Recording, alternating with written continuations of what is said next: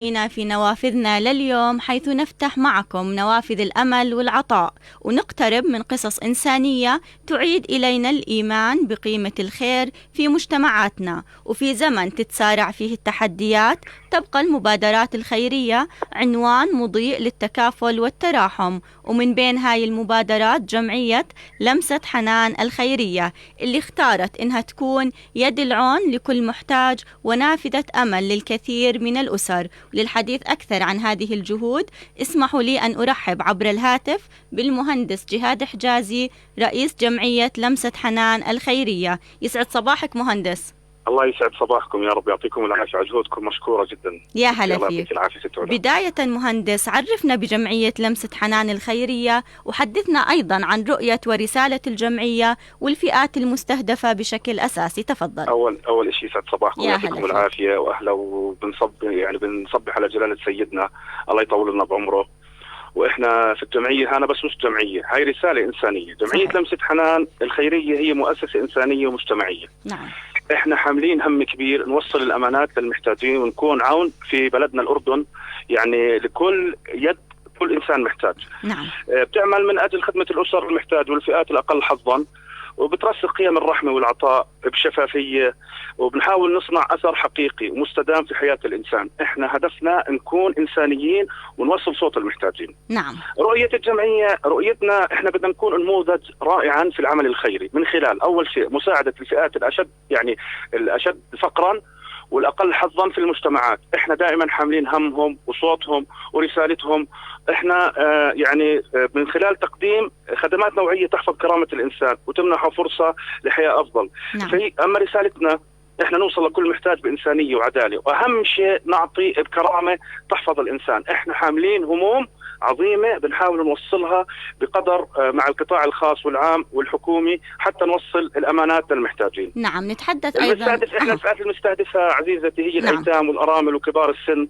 أكثر شيء مركزين على الأيتام، طلاب الجامعة. نعم. عرفتي علي كيف؟ الحالات الإنسانية الطارئة. وبنوصل انه بنحاول نوصل، يعني احنا الجمعيه الوحيده اللي بتحاول توصل رسالتها بمنتهى الشفافيه.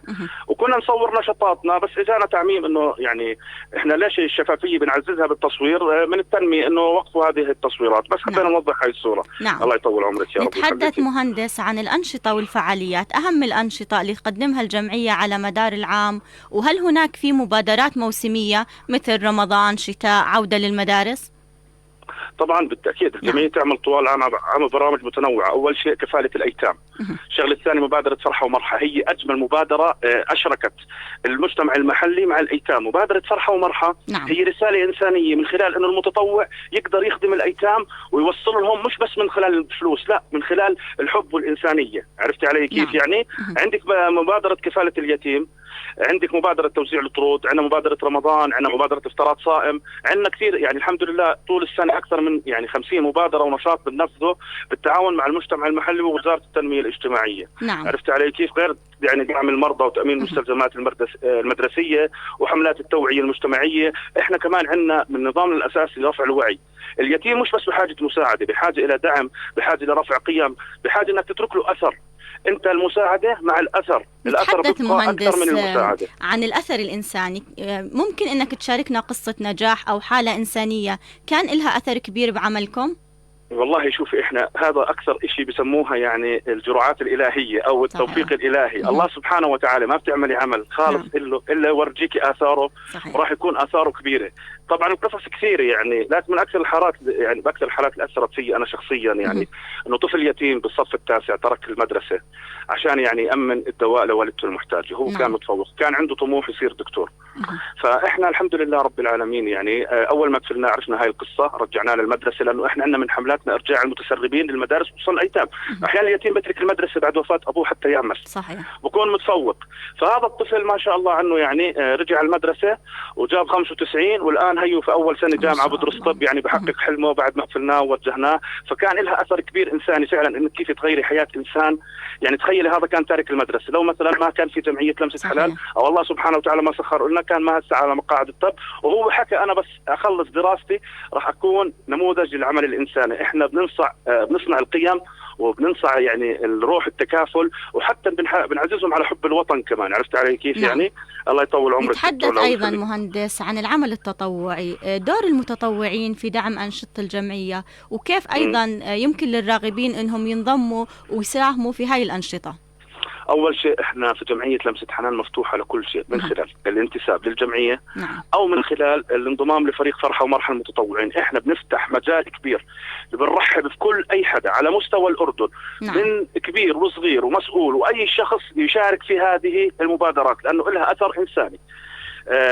ما يعني احنا عملنا مبادرات للنظافه طبعا في منتزه غمدان، نظفنا منتزه غمدان بالتعاون مع محافظ العاصمه ومع متصرفيه كمال القويسمه، كان لنا يعني اثر كبير في نظافه البيئه. وعملنا حمله نظافه حوالين مسجد ابو درويش اللي هو المعلم التاريخي يعني اللي موجود عندنا يعني في الاردن. فكان لنا يعني كثير، يعني احنا بنرحب اي حدا عبر التطوع الميداني او الدعم الاعلامي او المساهمه بالافكار والمبادرات. احنا ابوابنا مفتوحه، اللي بيحب يساهم في اي شيء يجي يزور الجمعيه، يقدم عندنا الشفافيه، كل شيء بنعطي فيه سندات قبض، كل شيء عندنا واضح انك كليك لحساب الجمعيه. يعني يعني الحمد لله رب العالمين عم نشتغل على مستوى الاردن. حتى احنا رحنا للقرى النائيه وقدمنا دعم يعني لناس يعني ما بيصلهم الدعم يعني، وقدمنا هذا في قرى مادبه النائيه بالتعاون مع جمعيات المجتمع المحلي. نعم. نتحدث مهندس ايضا عن التحديات والدعم، اهم التحديات اللي تواجهكم بالعمل الخيري، وكيف يتم تمويل هاي الانشطه، وهل الدعم كافي؟ اول تحديات تواجهنا هو وضوح، يعني احنا الان يعني زياده عدد الاسر. احنا في الاردن بنعاني نسبه الفقر عندنا عاليه. نعم. فاحنا يعني الاسر المحتاجه يعني عندنا اعداد كبيره مقابل محدوديه الامكانيات، يعني ظروف اقتصاديه اللي مرت على الاردن كانت كثير صعبه. نعم. ولكن احنا الحمد لله قدرنا نوصل، نعمل حملات لجمع التبرعات يعني من خلال يعني وزاره التنميه مشكوره سهلت لنا انه نمول كثير من مبادراتنا وكثير من نشاطاتنا يعني. نعم. وكان يعني قادرين على تواجه هاي التحديات. الامر الثاني تمويل هذه الانشطه بتم من اعضاء الجمعيه او فريق فرحه ومرحه المتطوعين او من خلال يعني بعض فاعلين الخير مشكورين، يعني مثل السيد ماهر القناص يعني. نعم. مشكور يعني احيانا بمول هذه الانشطه وبرعاها وبدعمها. يعني عرفت علي كيف؟ نعم. يعني واحنا بنعتمد اكثر شيء على تبرعات اهل الخير والداعمين والشراكات المجتمعيه. احنا بنتشارك مع الكل، يعني حتى احنا متعاونين مع صندوق المعونه الوطنيه بخص بالشكر هنا الست رانيا المصلح يعني. نعم. على جهودها الانسانيه الكبيره في كثير من الحالات يعني اللي تعاوننا فيها يعني في تقديم الدعم لها. نعم. نتحدث مهندس عن خططكم المستقبليه، المشاريع المستقبليه للجمعيه، وهل هناك توجه للتوسع او اطلاق ايضا مبادرات جديده؟ والله احنا الان خطبنا وزاره التنميه، احنا الان بنتعاون مع وزاره التنميه الاجتماعيه بشكل عام، نقدم لهم الشكر. نعم. بما فيهم الست سهير المومني الله يعطيها العافيه والسيد حسن الرفاعي. نعم. احنا نتعاون انه تسهل موضوع التوسعه. احنا كجمعيه بدي بس شغله احكي فيها على الهواء، انه بوجه القطاع الحكومي انه يسهل اجراءات ترخيص المبادرات لتحفيظ القران، مبادرات رفع الوعي. في اجراءات بتنطلب منا قاعده حديثا يعني عم نستغرب منها، اللي هي ترخيص مثلا انا بدي احفظ اطفال قران بدي ترخيص، بدي اعلم امهات بدي ترخيص. طب انت جمعيه خيريه لازم تكون الابواب مطروقه لتسهيلها. فاحنا الان عم ننطلق بس بالتعاون مع وزاره التنميه الاجتماعيه وعم نوجه هاي الكتب لتراخيص مبادراتنا. وفي عندنا خطه سنويه انه نخلي التطوع وعمل الخير في كل الاردن هو يكون يعني نموذجا في العمل الانساني. نعم. انا بدي اشكرك. نعم. المهندس جهاد حجازي رئيس جمعيه لمسه حنان الخيريه على هذه الجهود الطيبه اللي تبعث الامل بالنفوس، ونتمنى لكم مزيد من التوفيق والنجاح في خدمه ابناء المجتمع. كل الشكر. شكرا لكم، واحنا شاكرين لكم في الاذاعه الاردنيه، وبارك الله فيكم وجزاكم الله خيرا، وشاكرين لكل انسان ساهم او ساعد او ساهم معنا في الجمعيه. بارك الله فيكم وجزاكم الله خيرا. كل الشكر. كل الشكر لحضرتك. اهلا وسهلا. يا ما نفسي اعيش انسان قلبه على كفه، كل اللي برد